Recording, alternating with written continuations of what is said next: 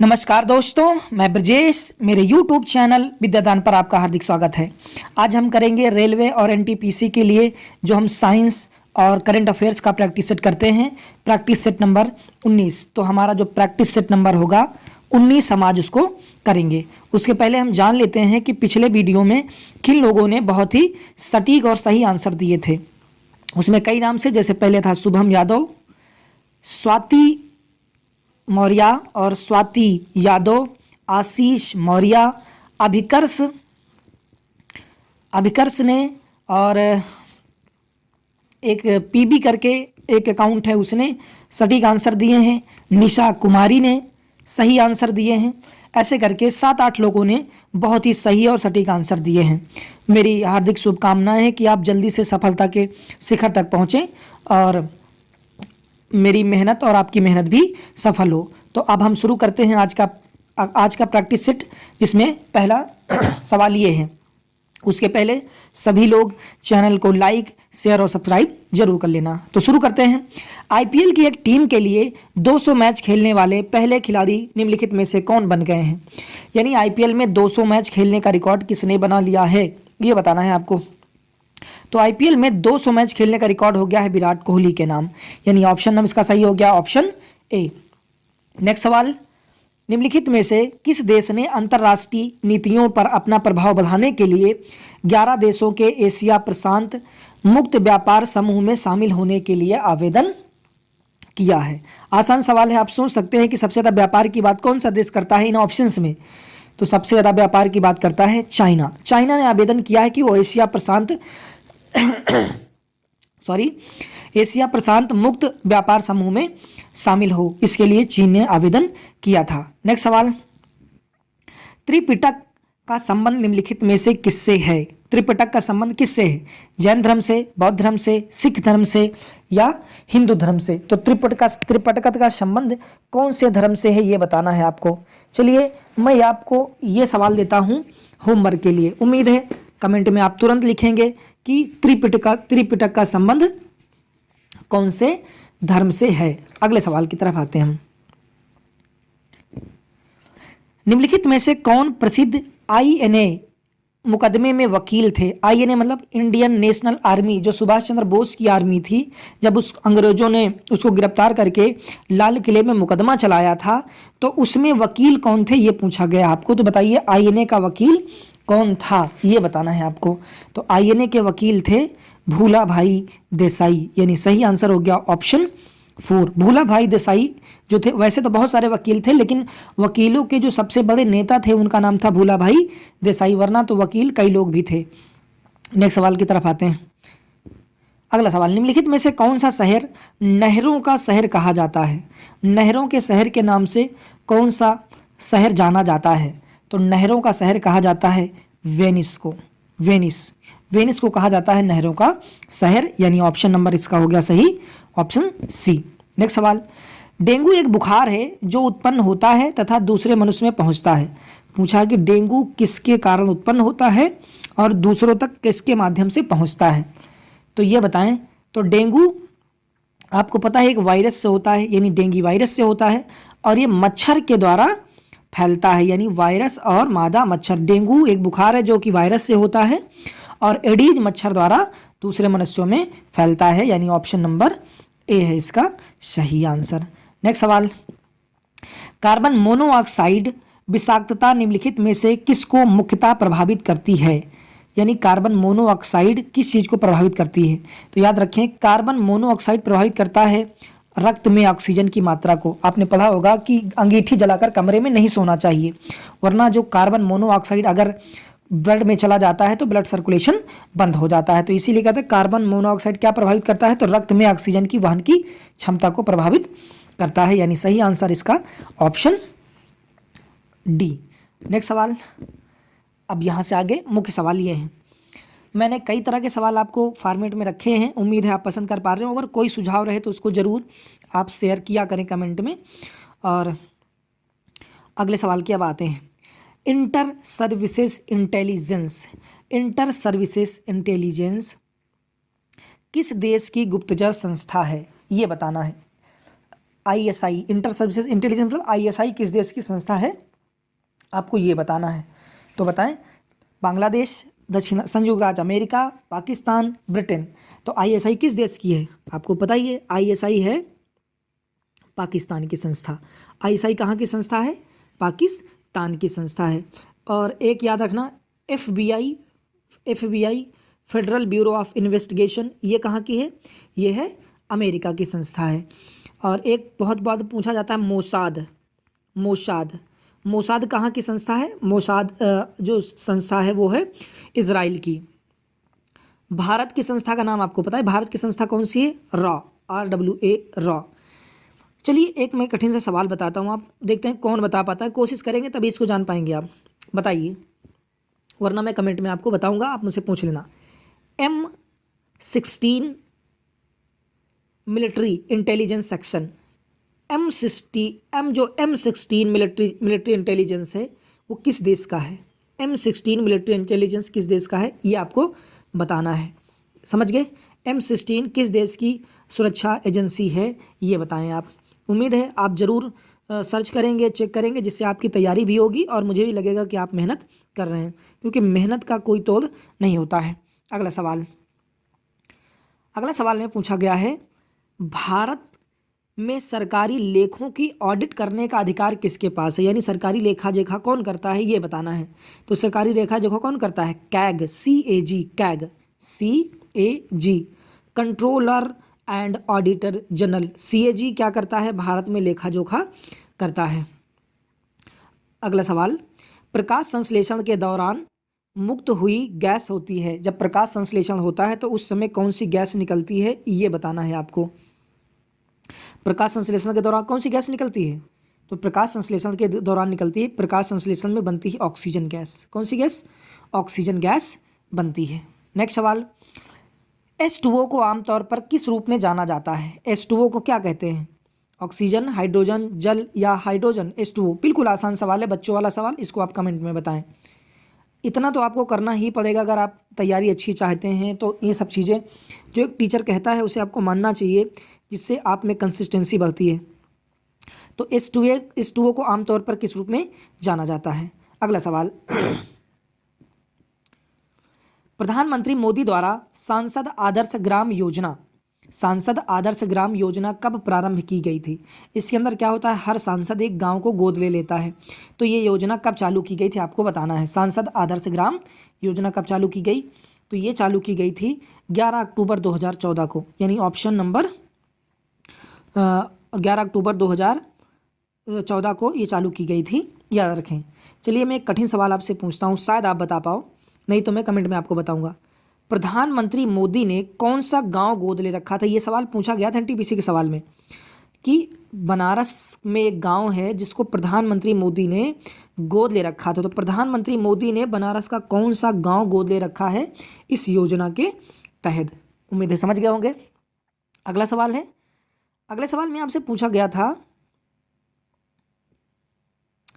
एक मिनट, अगला सवाल, बांग्लादेश की संसद का क्या नाम है, बांग्लादेश की संसद का क्या नाम है, मजलिस, जातीय संसद, नेशनल असेंबली, राष्ट्रीय असेंबली, या हो तो गया 4 ऑप्शन ना, मजलिस, जातीय संसद, राष्ट्रीय असेंबली, नेशनल असेंबली। तो बताएं बांग्लादेश की संसद का क्या नाम है, बता सकते हैं आप।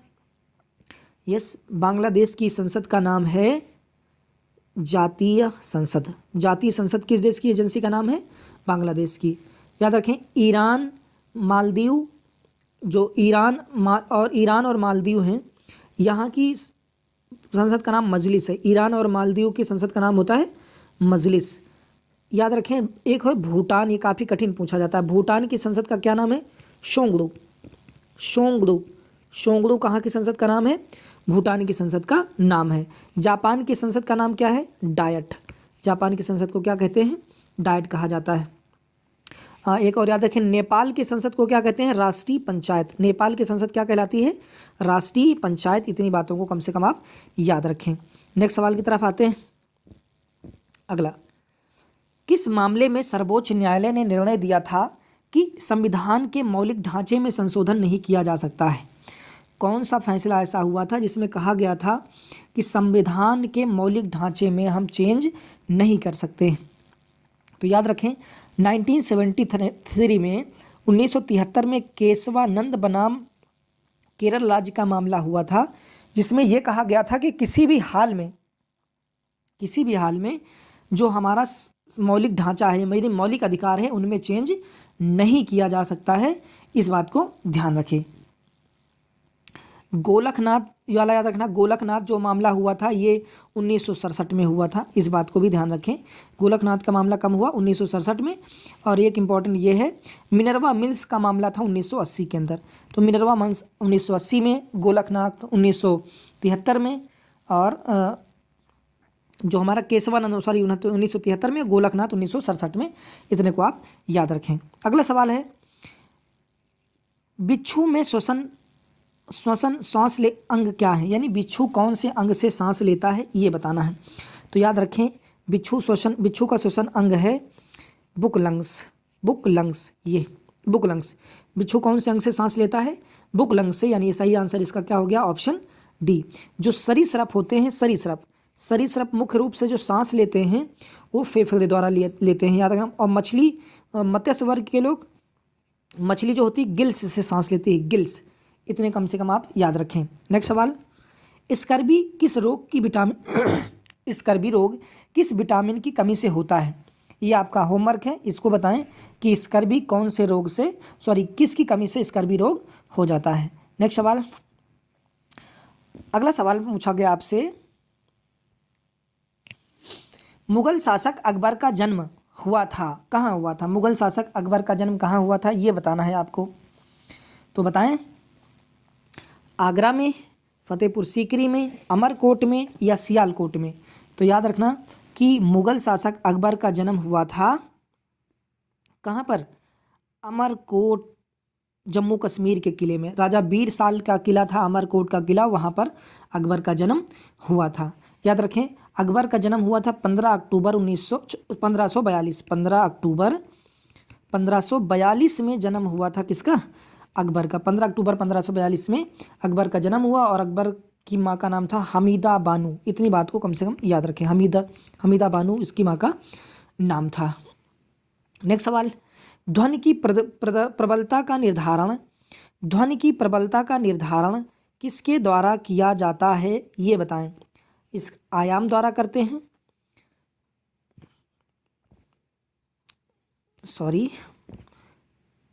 ध्वनि की प्रबलता का निर्धारण किया जाता है कैसे?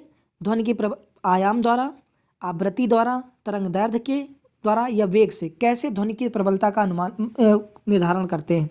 तो याद रखें, ध्वनि की प्रबलता का निर्धारण किया जाता है आयाम द्वारा, यानी ऑप्शन नंबर ए है इसका सही आंसर। आयाम के जरिए ध्वनि की प्रबलता का निर्धारण किया जाता है। नेक्स्ट सवाल पे आते हैं, प्रतिध्वनि मूल ध्वनि से अलग तब सुनाई पड़ती है जब ध्वनि और स्रोत के बीच न्यूनतम अंतराल हो। यानी ध्वनि और स्रोत के बीच न्यूनतम कितना अंतराल होना चाहिए कि प्रतिध्वनि या गूंज सुनाई दे? गूंज कितनी दूरी में सुनाई देती है? तो बताने की जरूरत नहीं है, आपको पता ही है कि गूंज कितनी दूरी में होनी चाहिए, सुनाई देनी चाहिए। यानी हमारी आवाज़ टकराकर वापस कितनी दूरी में सुनाई देती है? तो हमारी आवाज़ टकराकर सुनाई देती है 17 मीटर की दूरी पर। अगर हम 17 मीटर की दूरी पर हैं, 17.2, सही आंसर क्या होगा? 17.2 मीटर के अगर हम दूर हैं तो हमें हमारी प्रतिध्वनि बिल्कुल सही सुनाई देती है। अगला सवाल, पुलिस की एक गाड़ी सायरन बजाती हुई किसी प्रेक्षक से दूर जा रही है, तो सायरन के सामान्य तारत्व के सापेक्ष उसकी ध्वनि का तारत्व कितना होगा? आपने पढ़ा होगा डॉपलर का नियम। डॉपलर के नियम में बताया गया था कि जैसे जैसे दूरी बढ़ती जाएगी तारत्व भी क्या होता चला जाएगा? कम होता चला जाएगा। तारत्व क्या होता चला जाएगा? कम होता चला जाएगा। यानी इसका सही आंसर हो जाएगा कौन सा? Option number A. ये जैसे जैसे गाड़ी दूर जाती जाएगी उसका तारत्व क्या हो, आवाज़ कम आपको सुनाई देगी ना, तो इसको कहेंगे तारत्व क्या होता चला जाएगा? कम होता चला जाएगा। नेक्स्ट सवाल, सिर के बालों में कड़ी रबड़ के कंघे रबड़ के कंघी करने पर कड़कड़ाहट की ध्वनि आती है। जब आप सूखे बालों में कंघी करते हैं तो एक आवाज़ आती है चरचराहट की, कड़कड़ाहट की, वो क्या है? तो याद रखें, वो विद्युत के छोटे छोटे कण हैं जो कंघे से टकराते हैं। बिजली, छोटे छोटे विद्युत के स्फुरण है जो आवाज़ आती है। यानी सही आंसर क्या हो गया इसका? Option number B. नेक्स्ट सवाल, यदि कोई वस्तु 1 न्यूटन का बल लगाकर निर्दिष्ट दिशा में 1 मीटर की दूरी तय करती है तो किया गया कार्य बताएं। बिल्कुल आसान सवाल है, कार्य बताना है तो क्या होगा? एक, इसका सही आंसर आप कमेंट में लिखिए, मैं चाहता हूँ बिल्कुल आसान। कार्य कितना? 1 गुणे 1 कितना हो जाएगा? 1 गुणे 1 बराबर 1। तो कार्य को किस में नापते हैं? जूल में। इसका सही आंसर कितना हो गया? Option A. यानी 1 न्यूटन का बल लगाकर अगर 1 मीटर चलाया जाए तो किया गया कार्य कितना होगा? 1 जूल होगा। यानी इसका सही answer option number C. Next सवाल, जब एक एसिड धातु ऑक्साइड के साथ अभिक्रिया करता है तो क्या होता है? यानी जब अम्ल को हम धातु ऑक्साइड में मिलाते हैं तो क्या होता है, ये बताएं आप। चलिए मैं कुछ लेके दिखा देता हूँ। जैसे कि आप अम्ल है, आपको हाइड्रोक्लोरिक अम्ल, कोई ऑक्साइड ले ले, धातु ऑक्साइड, जैसे सोडियम ऑक्साइड ले लेते हैं। अगर इसको आप मिलाएंगे तो क्या बनेगा? NaCl बन जाएगा, NaCl, और क्या बन जाएगा? जल, H2O। यानी जब आप एक एसिड धातु को धातु ऑक्साइड साथ मिलाते हैं तो पहले तो नमक बनता है यानी लवण बनता है, और दूसरा बनता है जल। यानी ऑप्शन नंबर डी है इसका सही आंसर। उम्मीद है आप समझ पा रहे होंगे। अगर कोई प्रॉब्लम रहे तो कमेंट में ज़रूर लिखें, और वीडियो को शुरू करें तो पूरा देखें। जब तक कोई काम आप अधूरा छोड़ते हैं तो फिर आप अधूरे ही ज्ञान को लेकर वहाँ तक रह पाते हैं। इसीलिए कोई भी काम करें तो पूरा उसको ज़रूर करें। नेक्स्ट सवाल में पूछा, एक न्यूमेरिकल है, थोड़ा सा जूम कर देते हैं। प्रतिदिन 8 घंटे जलाने पर 100 वाट के 10 लैंपों की मासिक खपत कितनी होगी? कितनी यूनिट बिजली खर्चा होगी? कई बार इस तरह के सवाल बता चुका हूँ कि जितना कुछ दिया रहे उसको मल्टीप्लाई करके आप 1000 से भाग दे देते हैं। कितने घंटे? 8 घंटे। कितने वाट का? 100 वाट का। कितने लैंप हैं? 10 लैंप। कितने दिन जलाने हैं? 30 दिन। कितने दिन जलाने हैं? 30 दिन। मल्टीप्लाइड 1000 सॉरी, तो ये 1000 शामिल कर 3 8 जा 24, यानी 240 यूनिट। यानी सही आंसर कौन सा हो गया? 30 क्यों लिखा? क्योंकि 1 महीने जलाने ना, तो इसलिए 30। तो यानी इसका सही आंसर हो गया ऑप्शन नंबर ए।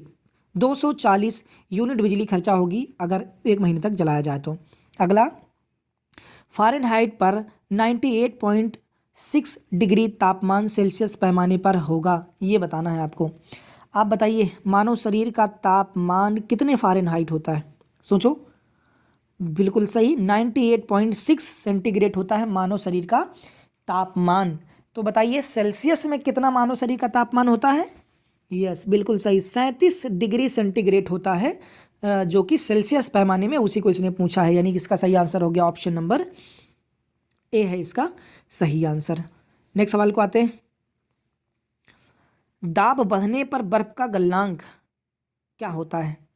यानी जब आप बर्फ़ को किसी चीज़ के नीचे दबा के रखते हैं तो जल्दी गल जाती है या देर में गलती है?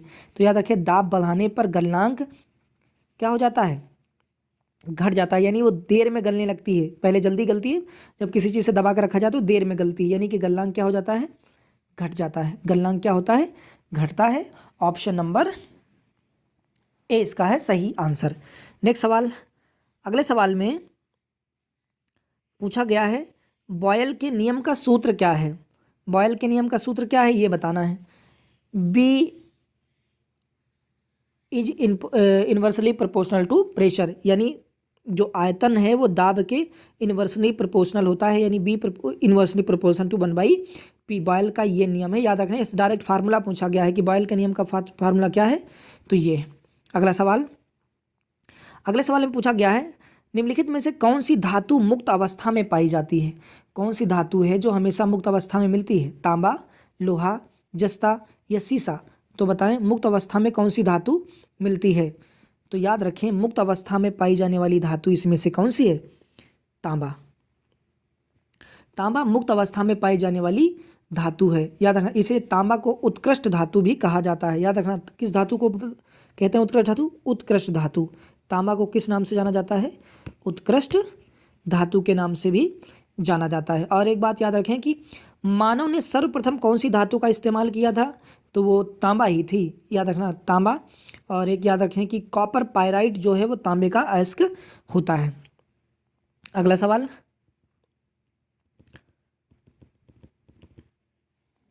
अगले सवाल में पूछा गया था रक्त में पाई जाने वाली धातु कौन सी है? आपने एक बात महसूस की होगी, 15-20 हम आज 19वां सेट कर रहे हैं। जब हम कई सारे सेट कर लेते हैं तो हम देखते हैं कि क्वेश्चन रिपीट होने लगते हैं। इसीलिए मैं आपसे हमेशा कहता हूँ कि डेली प्रैक्टिस करें। आप देखेंगे जहाँ पे आप 100-150 प्रैक्टिस सेट कर चुके होंगे, उसके बाद सेम वही सवाल मिलेंगे, फिर सवाल अलग से नहीं आते हैं। तो ये सवाल बताएं, रक्त में पाई जाने वाली धातु कौन सी है? तो आपको पता ही रक्त में पाई जाने वाली धातु है लोहा, यानी ऑप्शन नंबर क्या हो गया? डी इसका सही आंसर। अगला सवाल, अगले सवाल में पूछा गया है कि संभारिकों में की संख्या समान होती है। जो संभारिक होते हैं उसमें किसकी संख्या समान होती है, ये आपको बताना है। तो याद रखें, संभारिकों में नाभिकों की संख्या समान रहती है। संभारिकों में किसकी संख्या समान रहती है? नाभिकों की संख्या समान रहती है। अगला सवाल है, निम्नलिखित में से किसे भारतीय स्टेट बैंक का चेयरमैन नियुक्त किया गया है? देखिए, ये थोड़ा सा पुराना हो गया है क्योंकि अभी बारिश वगैरह की वजह से नए सेट बन नहीं पाए हैं, तो अभी बदल गए हैं। तो आप अभी जो बदले हैं उसको बताना, मैं अभी बताता हूँ। भारतीय स्टेट बैंक के चेयरमैन कौन नियुक्त किए गए हैं, ये आपको बताना है। तो ये बताएं, दिनेश कुमार खारा। आप मुझे बताएं वर्तमान में कौन है, क्योंकि अभी बहुत जल्दी बदले गए थे तो मैं आपको नहीं बता रहा हूँ, क्योंकि मुझे उम्मीद है आपने पढ़ा होगा। नहीं पढ़ा तो कमेंट में पूछिए, फिर मैं बताता हूँ। तो एसबीआई का जो चेयरमैन है, इस ऑप्शन के अनुसार सही कौन सा है? दिनेश कुमार खारा। नेक्स्ट सवाल कि कॉफ़ी टेबल बुक असम की विरासत की खोज, किताब का नाम है कॉफ़ी टेबल बुक असम की विरासत की खोज के लेखक कौन है? ये किताब किसने लिखी है, ये आपको बताना है। ये सब मैं अब 10 क्वेश्चन करंट अफेयर्स के डायरेक्ट पूछने जा रहा हूँ। तो ये किताब लिखी है किसने? पद्मपाणि बोरा ने लिखा है असम की विरासत की खोज। नेक्स्ट सवाल में पूछा गया है, भारत के चंदन वनों में विनाशकारी चंदन स्पाइक रोग की वापसी के कारण चर्चा में रहा मरायूर चंदन वन किस राज्य में है? अभी चंदनों के जो बगीचे हैं उनमें एक रोग फैल गया था जिसका नाम था स्पाइक रोग, और मुख्य रूप से प्रभावित हुआ था मरायूर चंदन वन। तो बताएं, ये मरायूर चंदन वन कौन से राज्य में है, ये बताना है आपको। तो याद रखें, मरायूर चंदन वन है केरल के अंदर, यानी इसका सही आंसर कौन सा हो गया? Option A. नेक्स्ट सवाल, भारत के लिए संयुक्त राष्ट्र पर्यावरण कार्यक्रम यूनेप का क्षेत्रीय राजदूत किसे नियुक्त किया गया है? यूनेप का भारत के लिए क्षेत्रीय राजदूत कौन है, ये बताएं। तो इसका सही आंसर है खुशी चिंदलिया को यूनेप का क्षेत्रीय राजदूत नियुक्त किया गया है। नेक्स्ट सवाल में पूछा गया आपसे, मानव विकास सूचकांक 2020 मानव विकास सूचकांक 2019 की रिपोर्ट के अनुसार भारत का कौन सा स्थान है? मानव विकास सूचकांक में भारत का कौन सा स्थान है? 130, 129, 85 या 135? तो भारत का कौन सा स्थान है? तो भारत का स्थान है 129, यानी ऑप्शन नंबर बी है इसका सही। आगे बताएं, किस देश में पहली बार विपक्ष के नेता का पद गठन किया गया? पहली बार यहाँ पर विपक्ष का नेता बनाया गया और उस पद पर भारतीय मूल का व्यक्ति बैठा है। तो बताएं कि वो कौन सा देश है जहां पर पहली बार विपक्ष का नेता बनाया गया था? तो याद रखें, पहली बार विपक्ष का नेता बनाया गया है सिंगापुर में, यानी ऑप्शन सही है इसका कौन सा? Option C. अगले सवाल में पूछा गया आपसे, भारत को संयुक्त राष्ट्र सुरक्षा परिषद में अस्थायी सदस्य किस अवधि के लिए चुना गया था? कौन से समय के लिए भारत में अस्थायी परिषद में चुना गया था? तो ये सही आंसर कौन सा इसका? तो इसका सही आंसर है ऑप्शन ए 2021-22। 2021-22 के लिए अगस्त महीने में भारत में सुरक्षा परिषद में अस्थायी सदस्य को चुना गया था। अध्यक्षता की थी भारत ने। भारतीय रेल के निजीकरण की सिफारिश किस समिति के द्वारा की जा रही है? की गई ये बताएं कि भारत जो प्राइवेट किया जा रहा है वो कौन सी समिति के द्वारा किया जा रहा है, ये बताना है आपको। तो याद रखें विवेक देवराय समिति, विवेक देवराय समिति की सिफारिश पर ही जो रेलवे का निजीकरण किया जा रहा है। नेक्स्ट सवाल, सरकारी नौकरियों में टू चाइल्ड पॉलिसी, सरकारी नौकरियों में टू चाइल्ड पॉलिसी लागू करने वाला भारत का पहला राज्य कौन सा बन गया है, ये बताएं। टू चाइल्ड पॉलिसी लागू करने वाला भारत का पहला राज्य कौन सा है, तो बताएं। तो टू चाइल्ड पॉलिसी लागू करने वाला भारत का पहला राज्य है ऑप्शन ए असम। असम में कहा गया कि अगर 2 बच्चों से ज़्यादा होंगे तो फिर आपको सरकारी नौकरियों में जगह नहीं दी जाएगी, आरक्षण नहीं दिया जाएगा। अगला सवाल, खेलो इंडिया यूथ गेम के चौथे संस्करण का आयोजन किस राज्य में किया जाएगा, ये आपका होमवर्क सवाल है, इसको आप बताएं, ये होमवर्क है आपका। मैं आपको 6 से 7 सवाल देता हूं जिससे आपकी अच्छी खासी प्रैक्टिस हो जाए, और कोई सवाल में डाउट रहे तो आप ज़रूर पूछें। खेलो इंडिया यूथ गेम के चौथे संस्करण का आयोजन किस राज्य में किया जाएगा, ये बताना है। नेक्स्ट सवाल, हाल ही में वरिष्ठ नागरिकों को सुरक्षित रखने के उद्देश्य से सुरक्षित नाना नानी दादा दादी अभियान की शुरुआत किस आयोग ने की थी, ये बताना है। सुरक्षित दादा दादी नाना नानी अभियान किसने शुरू किया था, ये बताना है आपको। तो ये अभियान चालू किया नीति आयोग ने, नीति आयोग ने ये अभियान को चालू किया था। अगला सवाल फुल फॉर्म से पूछा है, फुल फॉर्म वगैरह पर ध्यान रखें क्योंकि आसान से सवाल होता है लेकिन गलत हो जाता है तो फिर बहुत नुकसान होता है इसका। कुसुम का फुल फॉर्म बताएं, कुसुम योजना का फुल फॉर्म बताएं। तो के का मतलब होता है किसान, यू का मतलब होता है ऊर्जा, एस का मतलब होता है सुरक्षा, यू का मतलब होता है उत्थान और एम का मतलब होता है महाअभियान, यानी किसान, ऊर्जा, सुरक्षा एवं उत्थान। ये हो गया इसका सही आंसर। इसका मतलब ऑप्शन कौन सा सही हो जाएगा, तो इसका सही आंसर होगा ऑप्शन नंबर 1, ये होगा किसान, ऊर्जा, सुरक्षा एवं। याद रखें इस योजना को सबसे पहले कहाँ लागू किया गया, गुजरात के अंदर, इस बात को ध्यान रखें। जो सोलर समरसिबल होते हैं उनको लगाया जाता है इस योजना में। अगला सवाल, पहली बार किस भारतीय महिला क्रिकेटर ने 100 अंतर्राष्ट्रीय T20 मैच खेलने का रिकॉर्ड बनाया है। 100 अंतर्राष्ट्रीय T20 मैच किसने खेले हैं, ये रिकॉर्ड किसने बनाया है, तो ये रिकॉर्ड बनाया किसने है बताइए। यस, इसको सही बनाया है हरमनप्रीत कौर ने, हरमनप्रीत कौर ने ये रिकॉर्ड बनाया है। अगला सवाल, तारपीडो के नाम से विख्यात किस खिलाड़ी को जाना जाता है, कौन से खिलाड़ी को तारपीडो कहा जाता है, बताएं। तारपीडो किस खिलाड़ी को कहते हैं, तो याद रखें इयान थॉर्प को कहा जाता है तारपीडो, तारपीडो के नाम से जाना जाता है इयान थॉर्प को। चलो एक सवाल आप बताओ मुझे, रावलपिंडी एक्सप्रेस किसे कहा जाता है, रावलपिंडी एक्सप्रेस के नाम से कौन से खिलाड़ी को जाना जाता है, ये कमेंट में तुरंत लिख के बताओ। ना पता हो तो गूगल करिए, इससे आपको 2 फायदा होगा, आपको याद भी होगा और नहीं पता होगा तो आप सर्च कर लेंगे।